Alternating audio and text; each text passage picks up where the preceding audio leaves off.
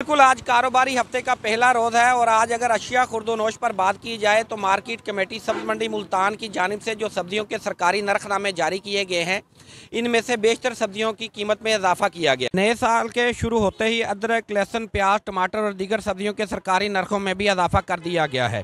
अदरक की बात की जाए तो पिछले हफ्ते अदरक की सरकारी कीमत 200 से 300 रुपये के दरमियान थी, मगर आज अदरक की सरकारी नरखनामों पर कीमत 400 से तजावज़ कर गई है, जबकि मार्केट में 500 रुपये किलो तक फ़रोख्त हो रहा है। इसी तरह लहसुन की बात की जाए तो लहसुन 300 से 400 रुपये से बढ़ाकर 500 रुपये फ़ी किलो कर दिया गया है।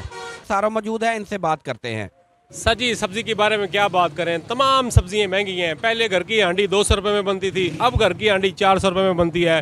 अगर आप प्याज की बात करें 200 रुपये किलो है, अदरक महंगा है, लहसुन महंगा, तमाम चीज़ें महंगी हैं। गरीब बंदा जाए तो कहाँ जाए। सारफ का कहना है कि पहले एक दिन की हंडिया 200 रुपये में बनती थी, अब जो है 400 से 500 रुपये में एक दिन की हंडिया बड़ी मुश्किल से बनती है। अदरक, लहसुन, प्याज और इसके अलावा मौसमी सब्जियां जो हैं वो अब आम आवाम की पहुंच से दूर हो चुकी हैं। जी।